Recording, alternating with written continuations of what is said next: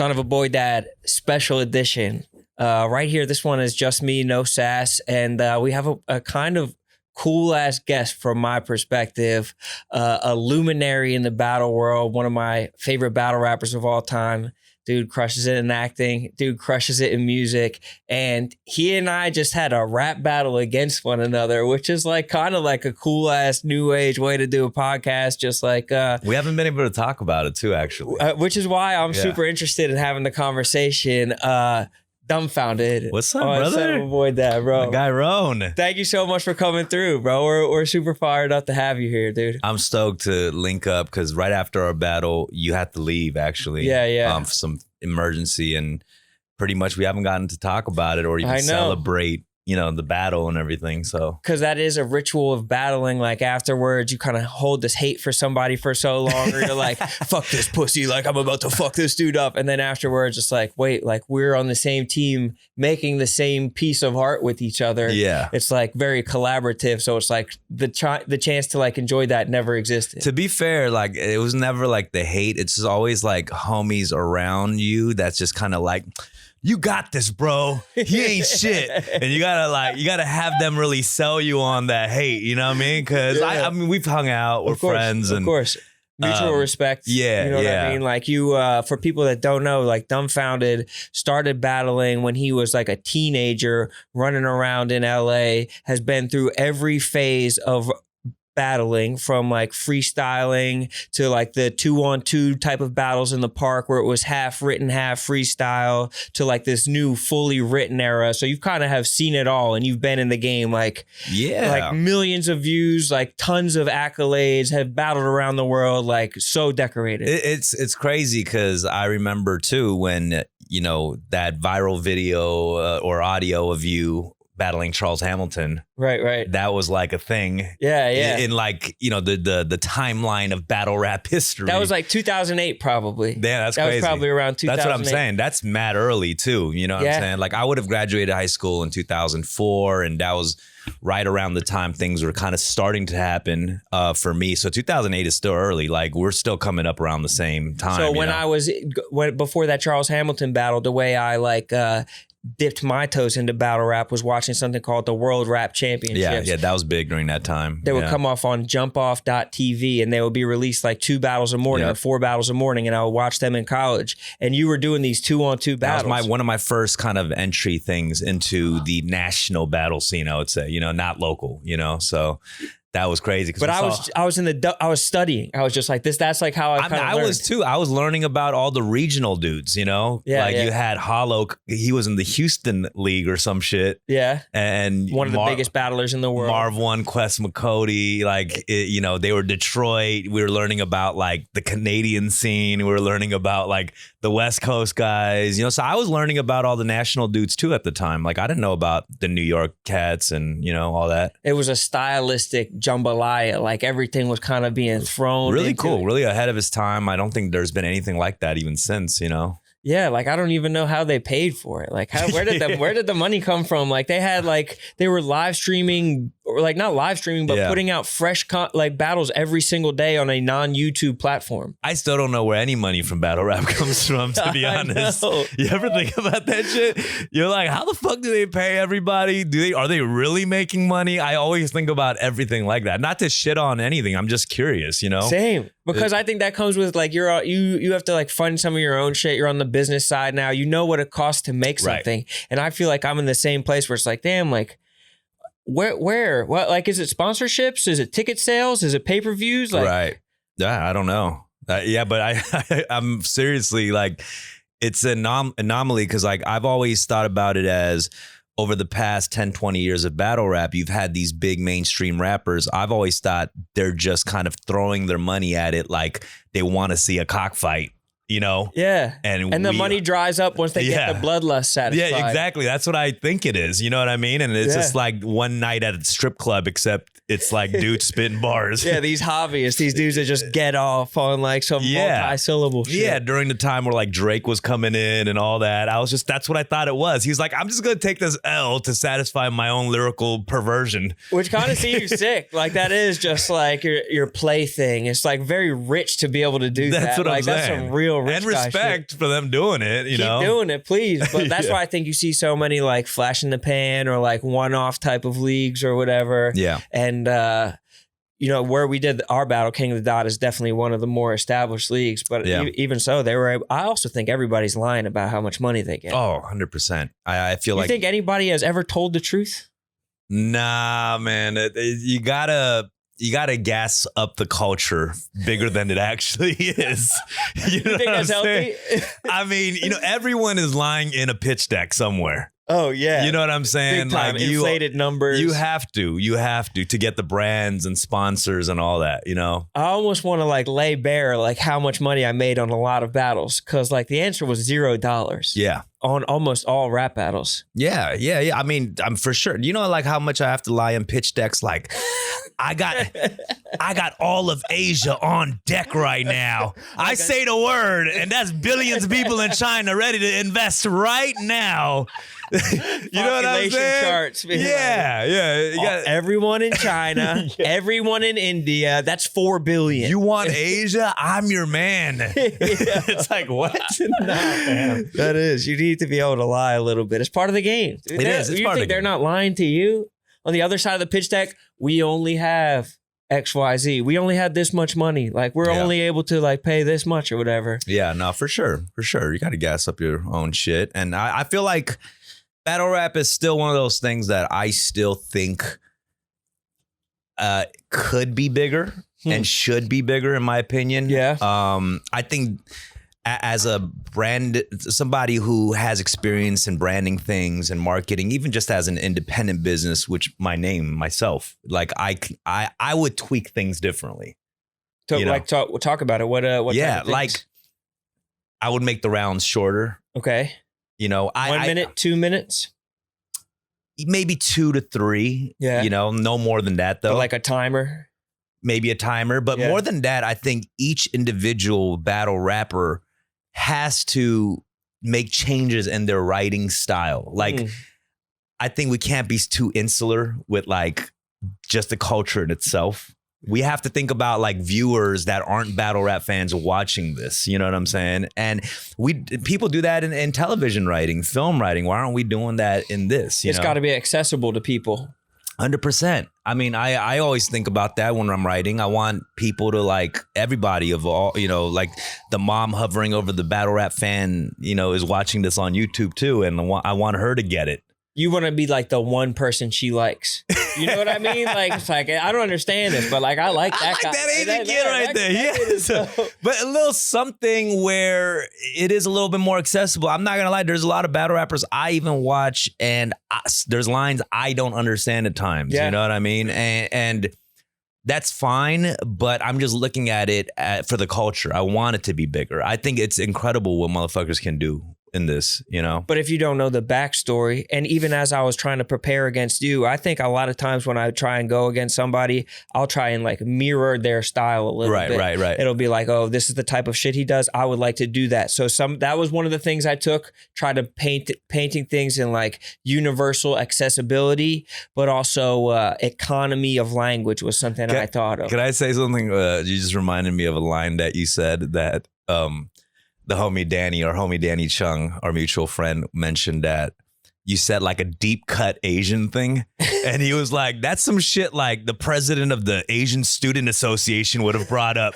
And it was something about like, I'll leave you like Japanese breakfast crying in H Mart or some shit like that. And it just went over like everyone's head. I know. But like the Asian heads would like completely Right, because H Mart is, so when I worked with Danny, we would go to H Mart. Like, we would go to the H Mart in like Northeast Philly. H Mart's like a Korean grocery store. I think that's the best way to put it. And it would be like blood sausage and like just a bunch of food I'd never seen, but also on top of that, like a hair salon and like a really tight grocery But the book store. is like also like heralded in the Asian community, Right, the crying in H Mart, right, Japanese breakfast. Yeah, is that like was a super deep cut. It was a deep cut, bro. So I wasn't even trying to get super deep into it, but that was, I think it was in the right, like. No, I appreciate it. That's the kind of shit I appreciate it. Yeah, but it was just so funny because like that was definitely like, okay, it was something that would have been brought up in me versus tantrum or some shit in the modern day, you know? Like it was a little bit too inside. But in retrospect, I think I wish I wrote more like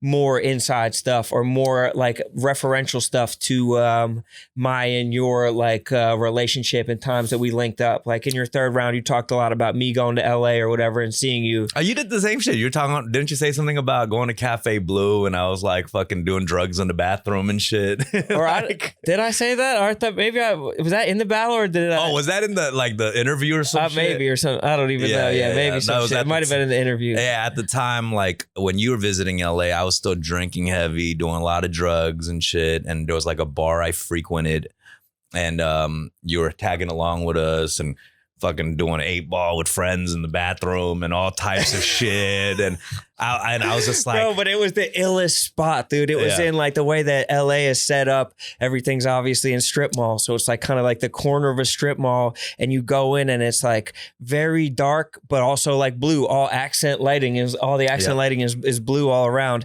And they just run shit there, dude. He has like a group of friends and they had like a little corner booth, and like they would just post up, get some drinks, like whatever, like maybe some bottles or something like that. But dudes would even just come up, just like try to like selling like little bits of drugs and like just like kind of like floating back to the background. Leading up to the battle, I was just talking to Danny, like, I know he's gonna mention that I'm some kind of cokehead and I go to the spot. Like, I know he's gonna bring that shit up.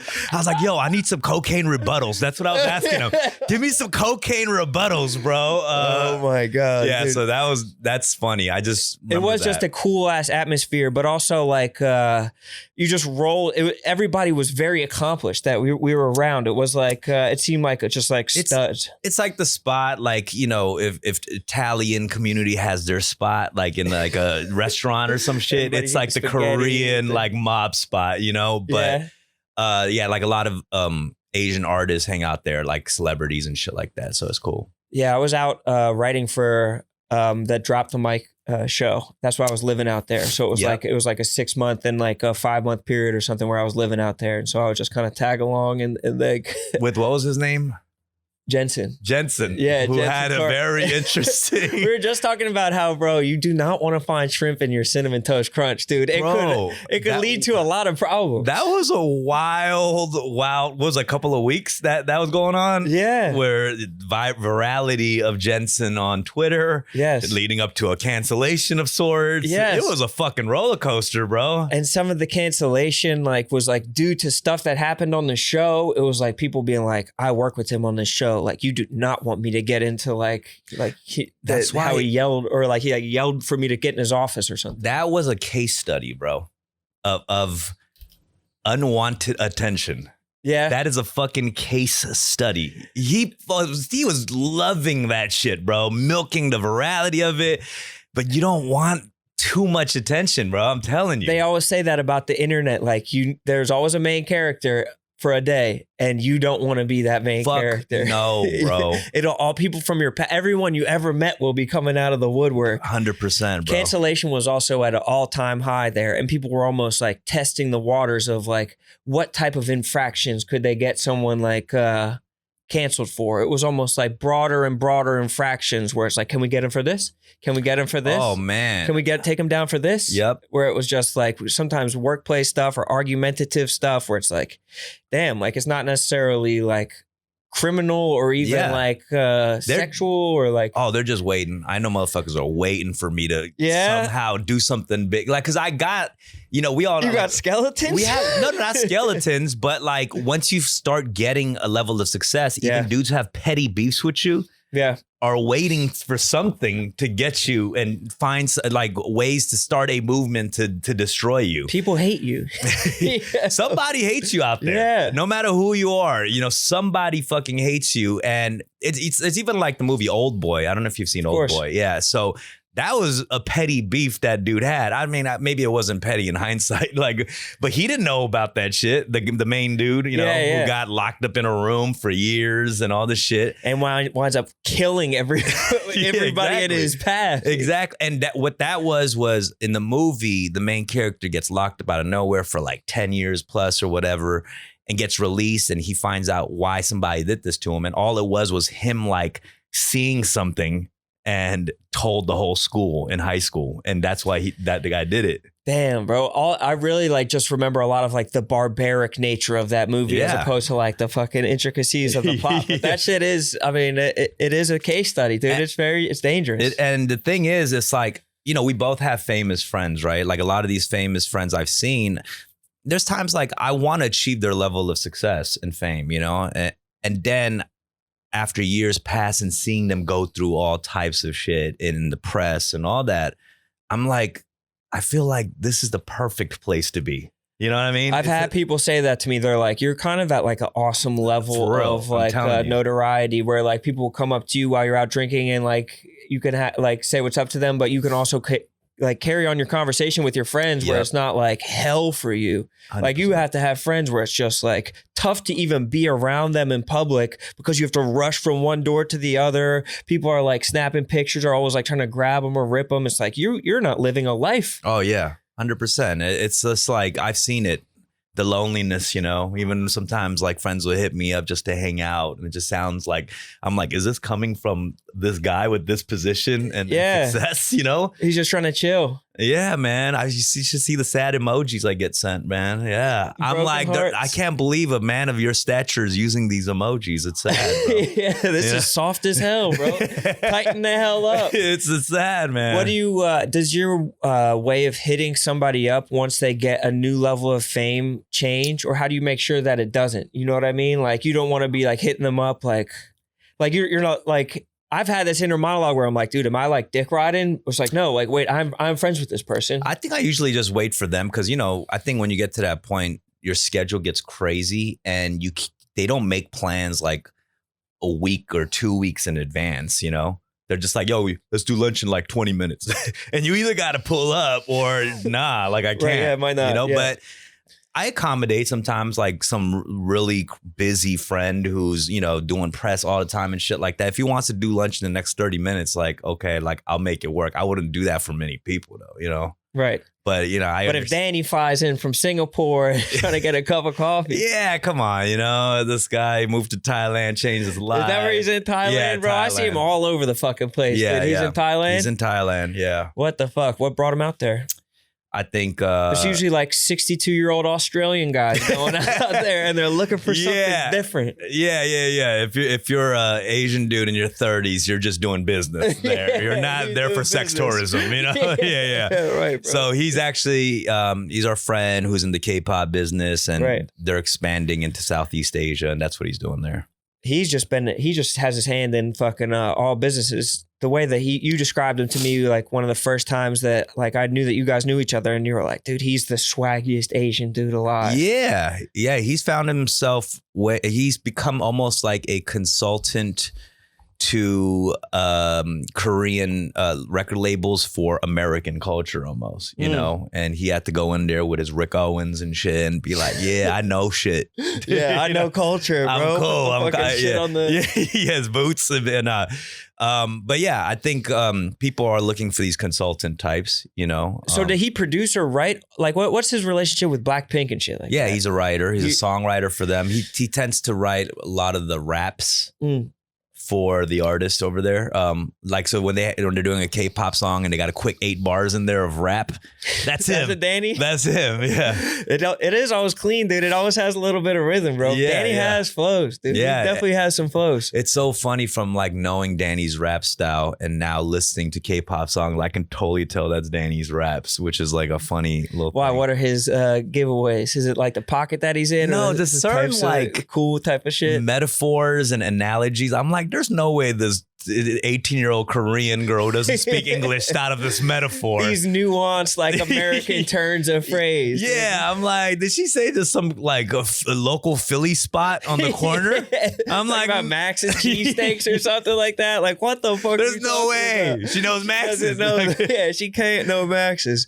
But Danny was always smooth with it, and it's just impressive to find someone who he was making music and doing well on his own, but just like seeing the guy who winds up being behind like Blackpink. I don't know if Son of a Boy Dad listeners know, but it's like one of the biggest like acts in the world. Right. Like they just headlined Coachella. I think they were like the first international Asian group or whatever, or Asian artist to headline Coachella. So, I mean, that just tells you, I feel like K-pop is already kind of been lit now. It's almost like, you know, not to say it's on its way out. It's just kind of just part of the culture now. Like it's just a genre. It is, you know, pop music. It's not weird or it's not, you know, it's just like, it's amongst like Latin music, I guess, like Bad Bunny or something, you know? Yeah, it's just going to be here and that's just a type of music. Yeah. Can you explain why like K-pop, like why Korean culture like wound up being like the one? I think about that all the time, you know, like I feel it's weird still. Like I'll turn on the radio and there's like Korean song in Korean language. I think we packaged it really well. So beyond the language, it's just like the packaging and the look and the visuals of it all. But it's so funny because like when I first started early on, I was one of the earlier like Asian American musicians in America, like finding some success. And I was like, hell yeah, I'm one of the 3-4 artists like doing it, you know? Yeah. And then like all of Asian artists break out, you know? And like no one gives a fuck about Asian American artists. They give a fuck about Asian artists. They do? They don't give a fuck about Asian American? Not as much as Asian artists, you know? Like, damn. It's just funny. It's just kind of like one of the thought. I think about this sometimes. Like my parents coming to this country for like a better life for us. But I'm like, Korea ended up thriving. You know what I'm saying? You should have left my ass. Like, y'all should have stayed there. What the fuck? We're struggling still here. You be averaging 1 billion views. My dad might have like, instead of getting an alcohol like problem, he would have like had a CEO position at Samsung. Right. You know, would have been like Rick Perlman or my sister would have been part of Blackpink. I would have been a huge rapper out there. You know, dude, you got fucked. Yeah, my mom's starring in a Korean drama and like just everything. Dude, I need to start chasing that Korean dream, dude. I don't know. I don't know. Maybe you could find a way in there somehow. Dude, I mean, there were like a handful of like white K-pop groups, dudes over there who were like trying to band together and like copy the look, right? Who?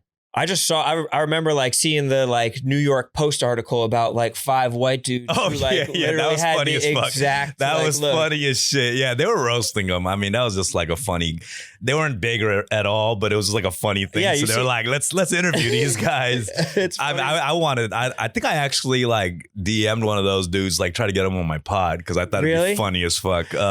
Yeah, dude, definitely check out your pod. One of the things as I like studied the battle, I watched a lot of your pod and Fun with Dumb. Definitely check that shit out because it's just good ass funny conversation, bro. Cool aesthetic, you know what I mean? Cool co-host. Yeah, it's fun. It's funny, and my boy Rick that we know too. He's an amazing rapper, actually. That dude. Yeah, we did like a pilot for this MTV show. It was like a Rap the News show, like a learning through rap show or something like that. Yeah. I mean, he's a great topical rapper. You know what I'm saying? You give him a topic and he's like lyricist lounge with that shit, you know? Yeah. He's a beast. Yeah. What other Korean guests have you guys had here at Barstool? Not many. Yeah. I'm just curious, like who it would have been, you know? Would it be like maybe Aquafina's been on? Maybe she came through and did some shit. Maybe. I wonder like if there was like a fighter or something, maybe. Who's Yeah, I don't think that I don't know. Maybe a celebrity or something. You might be a pioneer in this bitch though. I know. I was hoping that would be. Yeah, that's fucking fire, bro. What's your so you kind of came through the halls of Barstool. What's your perception of what you've seen as far as your perception from the outside? Because you had hilarious bars in the battle, and I think people were waiting for like the sports boy, like you suck off Dave Portnoy. The shit. funny thing about that whole shit is like, okay, you know the clip of that Portnoy thing and Stop Asian Hate, Black Lives Matter, like it went viral, and under every day there's a fucking race war going on under that shit. I know. And it's like, and the funny thing is, it's like, I love it. Yeah, I care. Like, of course, like I care for the causes like of Black Lives Matter, Stop Asian Hate. But the biggest thing is like the rhymes worked great. You know what I'm saying? So that's what I'm thinking about, while every day under the comments, everyone is fighting each other under there, you know? And I'm just like, It was clean. It's a great rhyme scheme. You know, that's why I had Japanese breakfast with Applebee's section. Like it was like it rhymed good. Like you know what I mean? That's the funny thing about it. It's like, yes, of course, we all believe like we should all get along, you know. But it's like the most important is like the rhymes matter. Yeah, you know? people have no idea that you're like saying stuff because it rhymes, as opposed to like this is the exact word I had to choose right here because it like represents like what I feel so deep down. I know, man. I feel bad to people who are just too consumed with like being in there. I don't feel bad. That conversation is so good it's great for the algorithm. It is good for the algorithm. Comment, bro. Fucking you can't buy comments like that. Yeah. No, it's just like I just feel bad sometimes that they're just checking in every day while I'm just having my coffee and you know just going about my day. Bro, they're the same thing under the like when I'm like the real minority here is me. Like there's every day there's like new people are just arguing it. And it's like, dude, like I was saying that jokingly. Like but I guess that's the whole point. It's like you want that 100%. To happen and you want people to have conversations under it, you know. It's part of it. But back to just as you walk into Barstool and you kind of describe it in because you're pretty concise, and if you need to, you know what I mean, roast it a little bit. No. I would say you guys are hoarders. There's a lot of shit, a lot of stuff. It's insane. Yeah. But to be fair, like I'm somewhat of like a hoarder collector. You know, I love just collecting things. That's probably intentional though. It is intentional. This is like an unintentional collection. Right. But I love having like little toys and action figures, things like that around my you see place some like Thanos gloves and shit. Yeah, that kind of shit. And shit like but that. It's excessive. It's a lot of shit. It's really too much shit. It's a lot People of shit. should be limited to like types of flair that they could have on your desk. You know what I mean? Like there's keep it to 5. lot. It is insane. I mean, but it seems like you guys are just a content kind of machine. Yeah, a lot of studios and sets and stuff. And and the most like, you know, like creator types that I've run into, like they're messy. You know, I think they said that in a study or something, like creators and creative people tend to just be more messier. Yeah. You know? Yeah, probably like a cluttered mind, like has just like a lot going on. Like there's just like this over here. You can kind of like focus hyperactively on something and then we don't prioritize like folding up clothes and shit. Like I don't hang up a lot of shit at all, like in my house, you know, it just all ends up on. Totally. Yeah. And it's funny because like going to like you have, like you said, a lot of like famous friends, like sometimes going to really successful people's houses. It's like looks shitty. It does. It's like all like shit's all over the place. Or like some rooms like no one goes in and there's like no furniture and shit like that. Or like they're eating like using like empty pizza boxes like a table like on a on a folding chair. No, for sure. I mean, my house is it's a mess. I still like kind of have my suitcase with the clothes that I pack for a trip, and I just get stuff out of there. I don't hang it up because you might go on another trip. Like you travel a lot too, right, for work? 100%. I still have like suitcases from last week that I just haven't opened. It's like I have no idea when I'm going to, but I don't even want to like attack that for right now. Do you like traveling? I do like traveling. Yeah. It scratches an itch for me. I just like to see different shit every day. Like if I see the same shit every day, I kind of get like a little bit restless. How do you like living in like New York? I like it. It charges me up. Like people being around charges me up. I think a lot of this office is going to Chicago because they're like, fuck New York. I don't like New York. But like I enjoy riding like the subway and like fucking rushing up the stairs. I'm like this, like it's like a person to person competitiveness where I'm like, let's fucking go. How about LA? What were your thoughts of LA? Not a fan. Yeah. Didn't love it. It's interesting because my friend Rec, he's from New York. He's lived in LA for the last like 4 or 5 years, and he doesn't even want to come back here. He just loves. He was raised here his whole life, you know. And really. He just loves LA. He's like, it's comfortable. He's like, I hated taking the subway and all this shit. You know, it's for some people, you know, but it's like that. But also a lot of New Yorkers in LA, they can't get used to it. They're like, I still love the city. I get it. New York's an amazing city. There's nothing like it in the world for sure. You know, what's your perception? You still like living in LA? Obviously, have you lived in Koreatown? Yeah, my whole life. Koreatown? Yeah. And LA, I'm just like really immersed in LA culture, but I'm just, it's comfortable to get around. It's nice weather. Like I don't have to dress up throughout the day. I think that's why mad people just wear fitness shit throughout the whole fucking day until like nighttime where they have to go to a bar or look presentable. Yeah. Like over here, it's tough because like you're going to run into like 1,000 people a day. So you probably should put yourself together a little bit, Yeah. It's like I'm riding the subway with everybody. Like there's like, people are having little fit wars, dude. Oh my God. But the drip is incredible. Like everyone out here is dressed really well. Wait, as we were going around the Barstool office, I wanted to get your impression of like the way that the people around here dress in Barstool. I didn't really get a glance at that, but I do. It does seem like an environment where people are just like in front of the computers editing for fucking hours and shit. So it's going to be a little shitty. A lot of basketball shorts and like free t-shirts. And yeah. No, it felt like a white people sweatshop. That's how I would describe it. You know what I mean? Like what you would imagine as like a Chinese sweatshop in Asia, but a white people sweatshop is how I'd explain Barstool. And they're like cranking out like hopefully viral content. Yeah. That's what it is. But some rooms no windows, like fake windows, but they're like stickers. Instead of like making up on the wall. iPhones, it's like editing sports content. Like editing to make it vertical. Yeah. That's so you can scroll through on the That's shit. Funny. Yeah, dude. It is. It's an interesting place to work, bro. It's a very fun place to work, but I think a lot of people got sick of New York. Like the way Barstool, like when it first got sold, it blew up. Everybody had to come to New York, and since then we've grown exponentially. But now, like a lot of people are going to be in Chicago. Some people can kind of work remotely, and they can. Explore different parts. But I still like New York, dude. I still fuck with New York. I love New York, man. I love New York.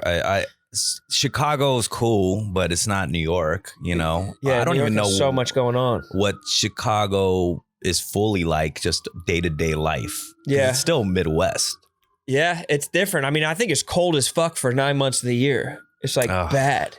I guess it's cold as fuck here. You're from Philly and shit too. I mean, here too. Yeah, so it's same shit. Would you ever live in a different city, or are you fucking Koreatown until you? I mean, Koreatown is just LA, It's just, and it's a great part of LA. It's central, Dude, let me list some of my problems with LA, dude. Oh yeah, I'd love to hear it. Yeah. I didn't have a car. That shit sucked. Yeah, you can't. Yeah. That was terrible. I was just taking Ubers to work every day. All of like the parties and shit like that seemed so inaccessible to me. That shit just that shit just wasn't available to me. Unless I was like sucking dick and networking, like just being like, what's up? Like I feel like it was like I had to be a fake version of myself to have like even a shot at like trying to be part of a quintessential like Hollywood social scene. Yeah, you don't want to do any of that. You want to be yourself, which you are all the time, which I respect. You don't like the schmoozing of it all. I was just, it just didn't come that, I don't know. I feel like I do small talk well, but it just made me feel a little bit weird. I don't know. But I liked I feel like your scene of like everybody hanging out was like fire. Like that was like way more approachable, but it felt like more of like a neighborhood like vibe. Like it's a neighborhood spot you went to. K-Town is like, they're like Asian, like Bostonians or something, You know what I'm saying? Like what you would imagine local, like Boston, kind of like to other Asians, you know what I mean? Like, but it's just like, that's what I compare it to. It's like that local vibe, like Boston has with their, how Boston types, all the stereotypes. Oh, 100%. It's kind of like that, but like the Asian version, because you have a neighborhood where it's like predominantly Koreans, or other Asians. And, that's not the place like, we're fish out of water or getting called like chank or gook. Like, no, you'll get like stomped out. You know what I'm saying? For doing some shit like that. So there is like a level of like, they're wearing the culture on their sleeve there, and they're comfortable in their neighborhood. There's signs only in Korean, it's like, that's the vibe. Yeah, it's insular. It's like, it's safe in a way. Like it's your own safety. It is. And also like Korean culture ended up thriving on an international level. So it's like less businesses get gentrified. There was a Sweet Green in Koreatown that opened up 2 years ago. They just shut down because they couldn't last. A Sweet Green wasn't lasting. You know what I mean? Damn, bro. I've never seen. I never heard of a Sweet Green. And I was so pissed because I frequent the Sweet Green. I'm like helping out, like not helping out the places that are gentrifying, but I was like on my health kick, and it's like the only salad spot in Koreatown. So I'm going to Sweet Green and going to the Blue Bottle next door. I'm like wearing a hoodie just to make sure no one sees excuse me. Yeah. Who is that? Run. You didn't see me here. You didn't see me here.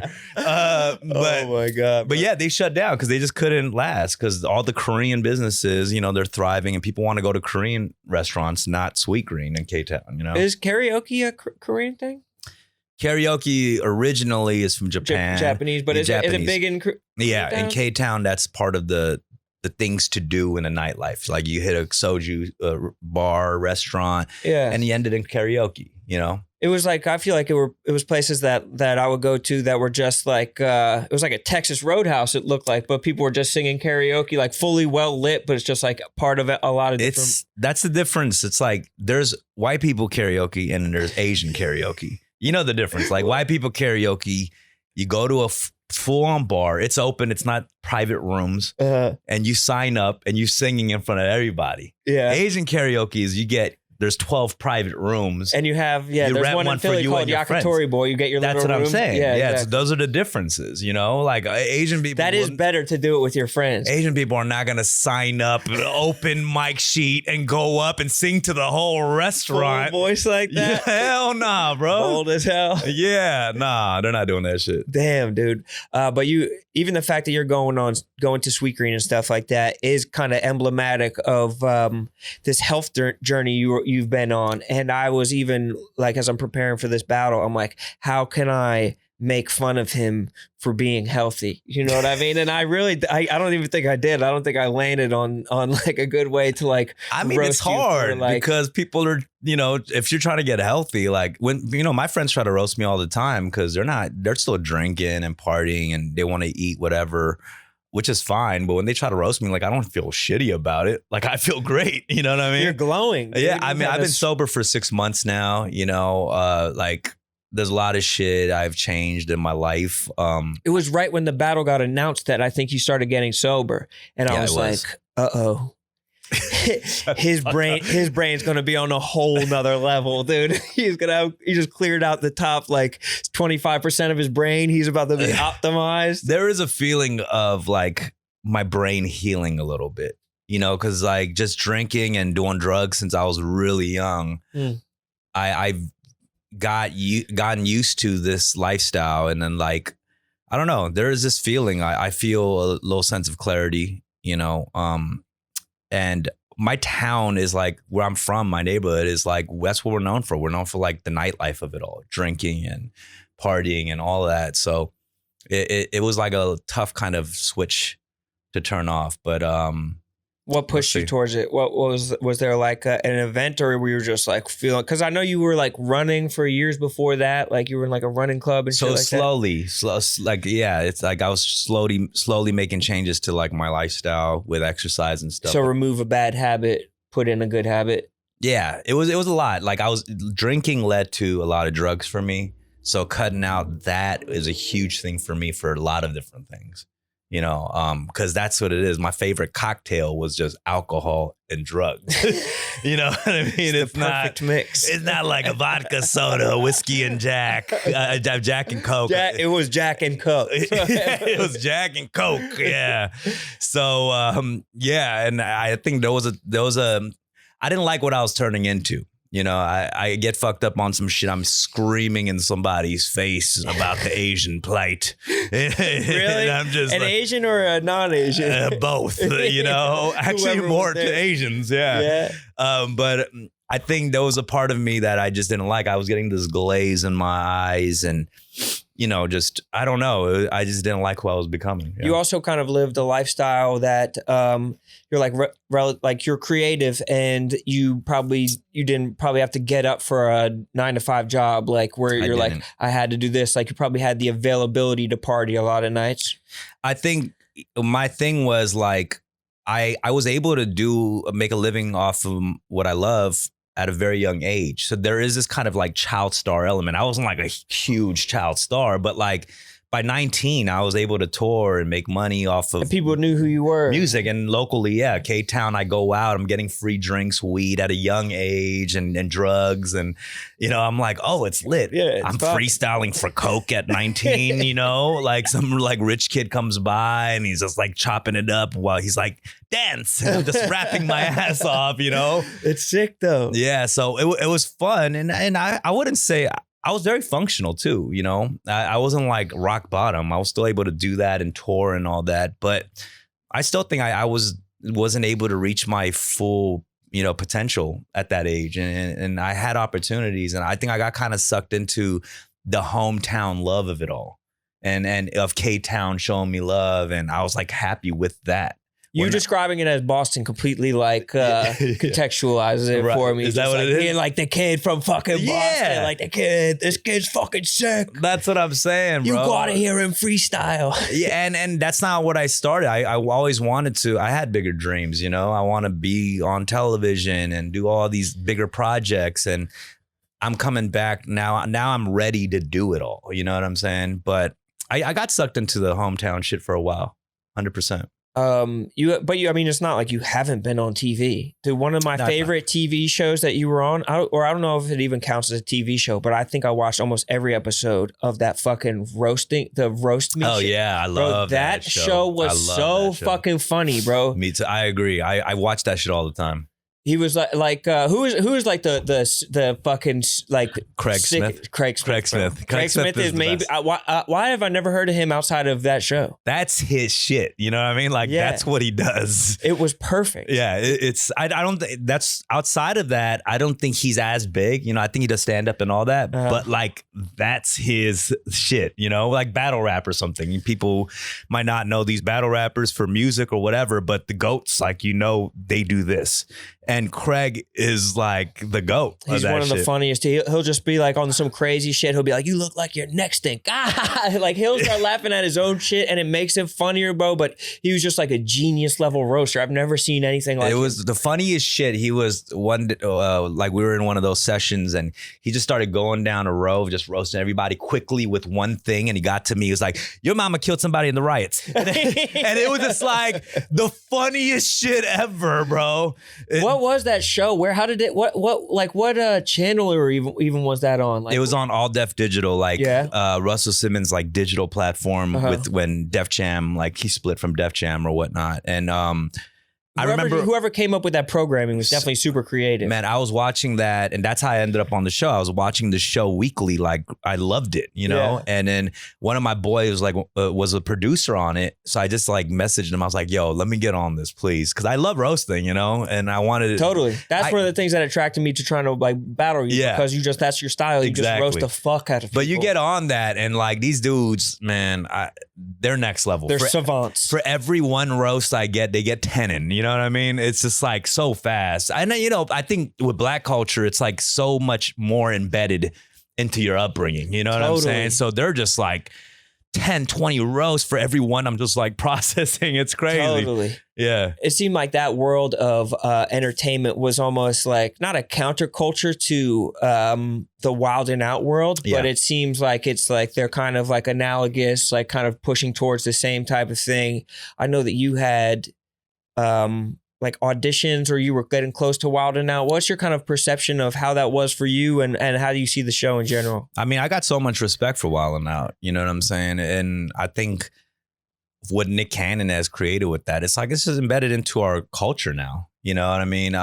The whole idea of him grabbing internet celebrities and comedians and also throwing them into the mix of it all, I think he really helped internet comedy thrive.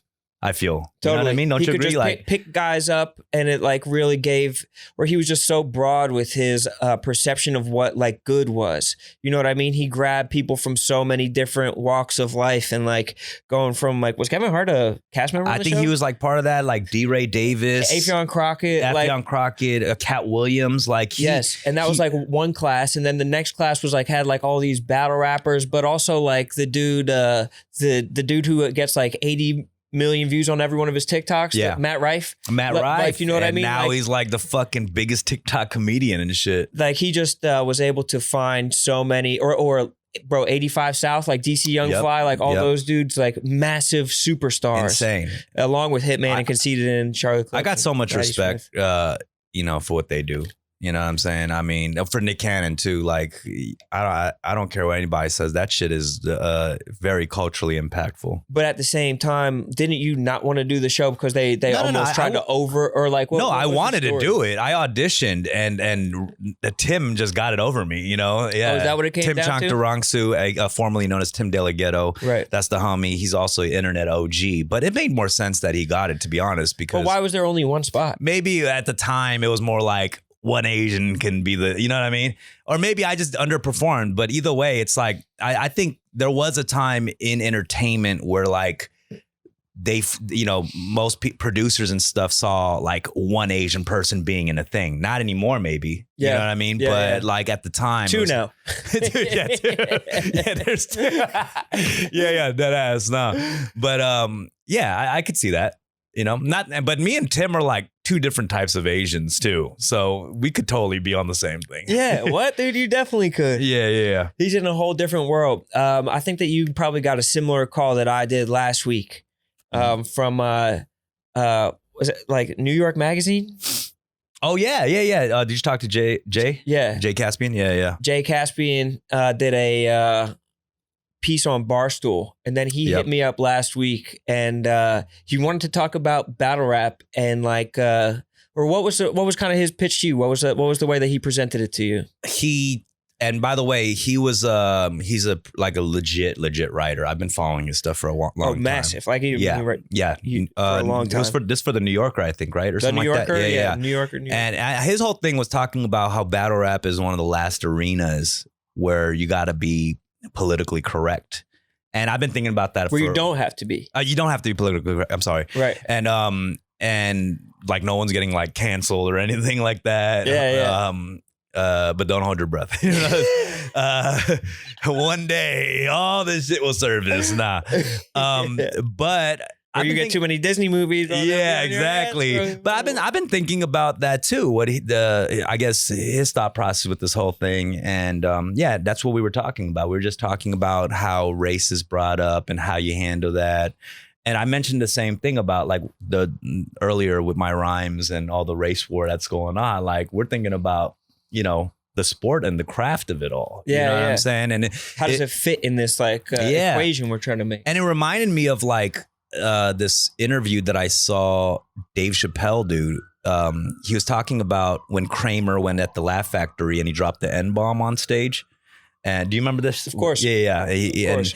And he said that when he saw Kramer do that set, that's when he knew that he was 80% black and 20%, 8% comedian and 20% black, because instead of him being offended by the N-bomb being dropped, he was like, dude's having a bad set. Yeah, he's bombing. He's bombing. He's N-bombing. Yeah, exactly. He's bombing. And I was like, that's interesting, because there's a lot of times I feel that way in the battles that I'm in.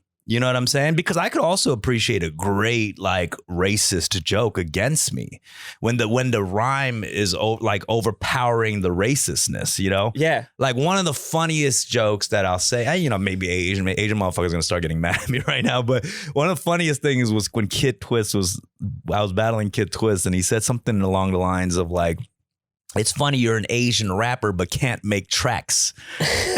Just referring to like Chinese building a railroad. Yeah, like Chinese enslaved. And it was like the most clever, funny, like simple ass lines. You know what clean, I mean? Yeah. So clean. And I was like, that's funny, you know? That's what I mean when I talk about your economy of language. Like, I feel like you make the joke in the fewest amount of words possible, or like you just go rhyme scheme to rhyme scheme, and it's just like it's very clean, and you just don't like no wasted movement, no wasted words, like no real showboating. It's just very succinct, and I think that's probably why you also have success doing stand up, because you have to write succinct jokes when you're doing that. Yeah, for sure. I mean, there's a little bit of laziness attached to that too. You know what I mean? Because you're, on the other hand, you're like putting in like 4 rhyme schemes more than I am in between, you know? But I think it's also like kind of that it's always been kind of my style in general. Yeah. But I think there's something about when something rhymes so good,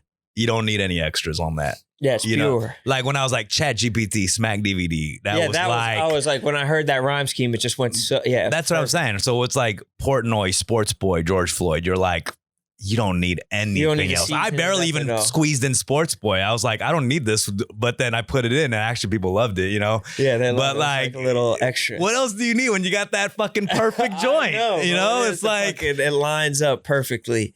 But back to the Jay Caspian thing. Like when I talked to him, he was like, it was almost me referencing when I was like, I went through, I was like, you did like this stereotype or that stereotype. And I thought that shit was beautiful.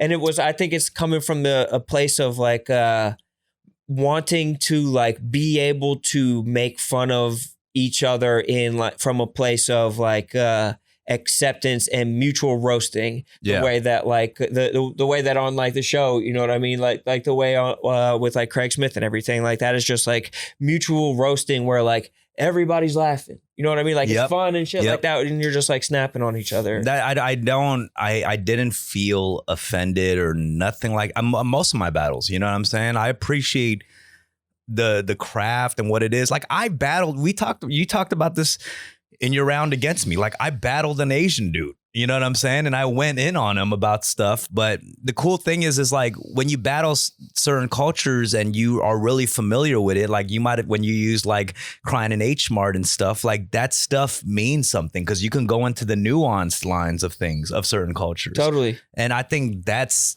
amazing. And the only people who are able to, like, we have an opportunity to do that. Like, there hasn't been a lot of Asian battle rappers in the last 10 years, 20, 15 years. Totally. So I'm sure you were also in a position like, oh yeah, I get an Asian dude. I do write to archetypes, bro. I really was like, oh, you're fat? It's like, I'm on your ass. I mean, think about like all my battles in my career. It was like Tantrum, Asian dude, Illusion Z, Latino dude, FLO, like fat black dude, PH1, older dude, rest in peace, you know, older guy. So I was able Disaster, Middle Eastern. Yeah. So I had like a little, that's how I choose my battles. You know what I mean? I had a little Rolodex. And like, I remember you've always said to me, you're like, dude, just like plain old white guys do give me trouble. Like, you're like, there's something about these plain old fucking white guys. No one gives me more trouble than a plain old white guy. I'll tell you that. Oh like, my give me something, bro. Like be gay or something, bro. Like, I knew that was I knew that was going to be a dangerous, battle. So it was a little bit, I was a little bit nervous going into the thing. So I had to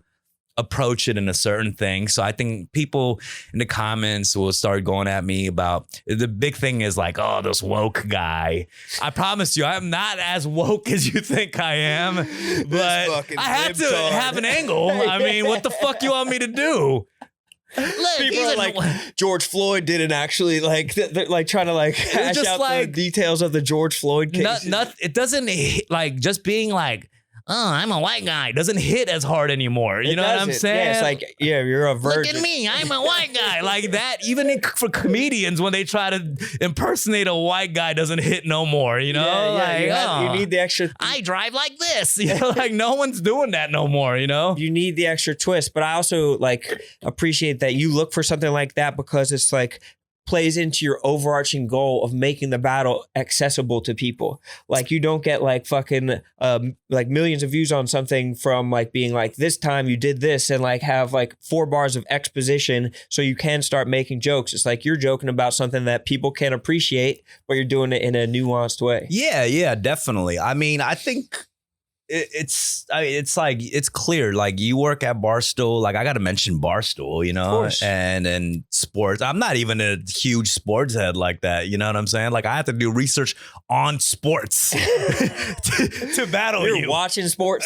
Bro, I was watching your podcast. Like I was about to like start making fun of like your like relationships. Like I see you and how you speak to the people with like your closest friends, like they're beneath you. And I was like, bro, people, no one wants to hear that shit. I appreciate that though. Like I was like trying to do research, but it's like, man, I'm just going to keep it more of at like a surface, more fun loving level. But I will say, dude, I think you got me. Shut the fuck up, man. I think you got me, bro. I think it's because like I know how it feels like when you win, and it's like I didn't really have that feeling. To be honest, I didn't have it either. I think that's the thing. Like, we got really close, but I don't think there was no clear, like, if I felt like I won, I'd be like out here fucking bragging about it all the time, but I don't feel like that.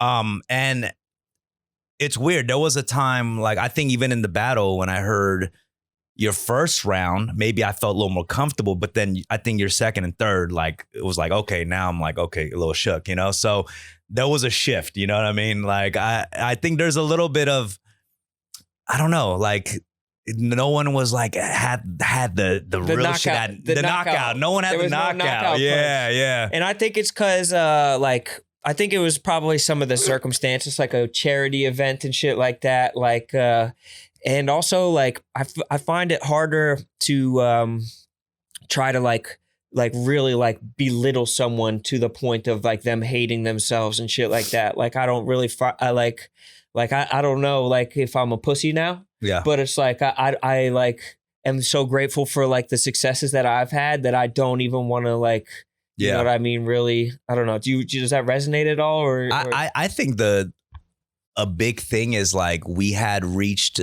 the level in culture. So if you're coming at me as like with Asian stuff, it's like hard because Asians are having like a huge moment right now. It's massive to be Asian. Right. And it's like, I'm coming at you. It's like, there's, you know, everyone's hit the white guy angle. So we got caught in this little stalemate situation in culture. Right. People didn't want to hear the shit. They're like what do we, it was hard. You know what I mean? It was, especially like, just like even the nature of it. I was like trying to just be like, like I didn't have a killer instinct. And then so my boy Mike saw the battle and he like hit up my other boy Mike and he was like, he told me this. So that's how I know this dude's a real friend. But he was like, bro, maybe Rone doesn't have it anymore.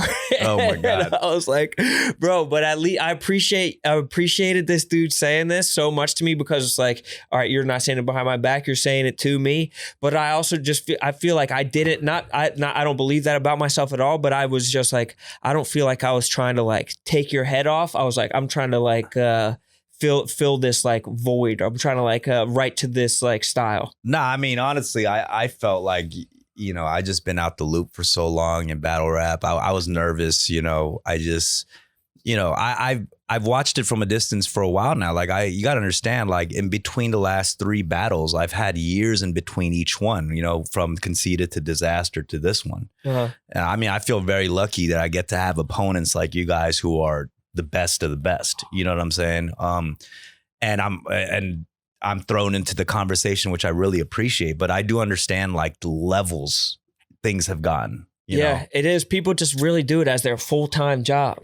And we know they're not making any money. So it's like a fucking like going back to that. We know you're lying about what you're making. Lying, man. And they're doing like 12 battles for fucking $1,200 a year. And it's like, damn, like you are grinding out here. It's a fucking steady ass grind. But even, you know, I do feel like even if it's not as much as they say, I do see them doing tons of battles. So they have to be making, I could see them, an average battle rapper making about 50 to 100K a year.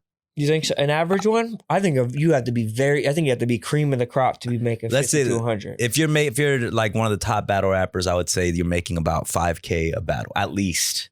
Yeah. Right? So if you're doing what? 12 battles a year would be 60K. 60K. So yeah. But that's like you're headlining once a month. Right. But I think that's a small percentage of them. Yeah. I don't know. Because I even see, besides even the big leagues, I see smaller leagues. There are a lot of leagues. There are a lot of leagues. Yeah, but I'm like, these fools have money too? Yeah. Like, people just have bread like that. Who the fuck is sponsoring this? Some like barbecue restaurant in Wisconsin or some shit? Like, people are just stacking up money off like an old PPP loan or something. Yeah, like I see small leagues like, yo, this battle sponsored by Jim's Hardware. Like, what? Who the fuck is Jim? And why is he sponsoring this battle? How much like business is going to Jim's Hardware off of a fucking rap battle that's going to be seen like in very niche communities throughout the world, bro? Dude, another thing I'm super curious about with your career is the acting shit, but especially like the voiceover shit, dude. Yeah, I mean, you were in a Disney movie. I had a small part of that. But let's be fucking bold about this shit. You were in a fucking Disney movie, bro. Yeah, Raya and the Last Dragon. I was able to like do like a quick voice thing in it, which was dope. That's crazy. That's like that's a very like benchmark. Like it was actually really cool. I mean, I can at least say I did that, you know. And then like I did a voice in Adventure Time, which was dope. That's crazy. That was dope. So I mean, was that like a rap? What was it, like a rap battling? It was rap. Yeah. Bird, but I mean, that's why Rap Battle took us to some interesting places. You got to admit, for you too, you were like fucking in that drop the mic thing, writing as a writer on the weird show. Places, yeah. That's what I'm saying. I think it's amazing, man. This whole job wouldn't have existed without that. If I can't be like, I am a champion of battle rap with King of the Dot. I think it's one of those interesting professions that places like advertising agencies and this, like, they're like, we should hire this guy. It works for this too. Yeah. You know? It's like edgy or like to them. They're like, oh, that's different. Like, I think my whole thing is when there's jobs that involve creativity, it's all about like your observations. And I think we display we're in battle rap, we're able to show interesting perspective and observations on massively. Things. Yeah. I also think battle rap is like 8 different production jobs in one, because you're like conceptualizing, researching, writing, rehearsing, performing, like producing, doing your own business. It's like if you can do all those things, you probably have a decent sense of like savviness about yourself if you could do it at a relatively high level. I don't know. I think that like there's a lot of like there's good business people and talented people within the battle rap world. Yeah. It's just like they like Nick Cannon's good at grabbing them up. You know what I mean? Yep. You've had success in kind of being snatched up all over the place. Yeah. They're still cranking out music too, bro. Yeah. I mean, it's hard, man. I think. What's your main thing that you're focused on right now? Or is that like a fallacy of a question because you are doing so many No. things? I think the main thing I'm focused on is writing like scripts and stuff like that, because really? I want to star in my own shit. I don't want to wait around to audition for like a dream role. You know, what are the odds that like that dream role is going to come to your table? You know what I mean? I'm not going to wait around for that. So like Lil Dicky had the right date. No one else was going to be able to write that show for him. So I think a lot of it starts from writing. You know what I mean? Even in battle rap, what we've done is like it starts from writing, you know, and we have the power to do that. So that's what I'm focused in. What story are you trying to tell? Is it like the Asian 8 Mile or what are we talking about? Yeah. Because all the battle rap movies, there's been like 3 battle rap movies and they all have like a white main character. No. I would love to. There's something I'm developing based around battle rap, but it's not 8 Mile-esque. But I tend to lean towards more like slice of life stuff, just regular life type of shit. I think a lot of people, like especially in the Asian community, like we have to get that off our chest before we go into like fucking Game of Thrones type shit. You know, that's why we have all these Asian stories that's grounded a little more. And then we can be like J.K. Rowling and get fucking dragons and wands and shit involved. You know what I'm saying? But I don't know. I tend to lean towards like just self-deprecation stuff too. Roast yourself. Like I feel like that's like it keeps you in the same like joking about things type of world, but you could turn it on yourself, showing like you're not malicious. Yeah, I think it's because we've gotten older in something that we've dreamt about a long time. Like when we're first starting rapping, we have these huge dreams, and then next thing you know, I'm performing at the Asian Student Association at the community college and opening up for like a Taekwondo demonstration, you know? So it's like, it gives you like the reality version of your life, and it's funny and it's great. It's still a blessing. Not a lot of people still get paid to do shit, so I find it a blessing, but it's fun to like laugh at yourself and take a look at like what you're doing. And there's so many ways to make money in this world. Yeah, you know, it's insane. People will like enjoy it too if they can laugh at you as well, because it gives them permission to laugh at you too. Like, I don't take myself this seriously. Like, this is kind of a contract that we're under. We can both laugh at me. Like, I'm not like holding it to this crazy standard. The people that make fun of you for even those small accomplishments are dudes who dream of even slightly making money off of what they love. You know, we're able to do it and we fit in so many pockets. You can be a commentator on like a boxing match in this league. You can battle rap here, be on a podcast. Like, really, that's the ultimate dream, man. You know, to do what you want to do. And we could do everything. That's the amazing thing, you know? You literally do what you want. Like you're in like Power and shit. Like you just like are acting, but you're like also like headlining shows. And like you also can just battle rap whenever you want to. I love it. And then I think that's the thing. We forget that we're that lucky because we're just focused on this one thing, you know? And as corny as we've heard this all, like the journey is the reward, but it really is. Like we forget to take a look at everything we're doing along the way because we're just dreaming of this fucking one thing. And having more journeys is more rewarding. 100%. We still getting to that action movie or what, bro?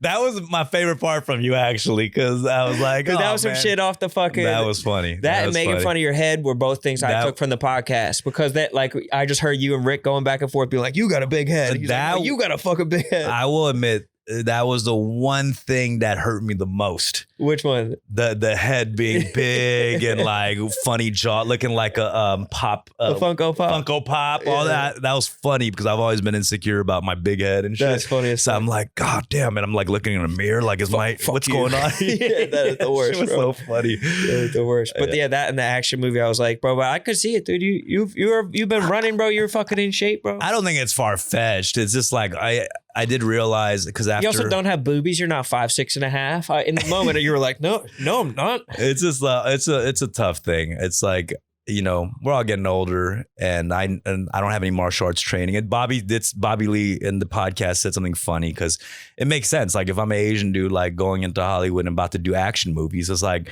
what? You're an Asian dude that doesn't do martial arts? Like, what are the odds they're gonna cast me in that shit? But write that action movie. Because like all that's the jokes, you know what I mean? Like you write that action movie, that's fine. There's space for it now, I think. You know, to be the comedic dude who can't do the martial arts. Even just seeing like Simon Rex just pop up and like I'm so happy for him. That was so fire. Just him like popping up and just being like, yeah, I'm just gonna like win a couple of awards just like on the strength. Been hilarious and genius with his fucking content. Like that motherfucker's been funnier than fucking 90% of Hollywood. Yeah. He's just genuinely hilarious. He just has the appreciation for the same shit. I was such a fan of that dude, like beyond just acting shit, just on social media. And he's just cool as fuck. Dude. So cool, yeah. Dude, well, you're the man, bro. Appreciate you so much for coming in. Love here, you, brother. Thank you so much. Thank you for having me, man. With us, dude. And yeah, bro, you're the man. I think people will enjoy hearing your side of everything. Thank you, bro. Thanks for having me. Of course. Peace.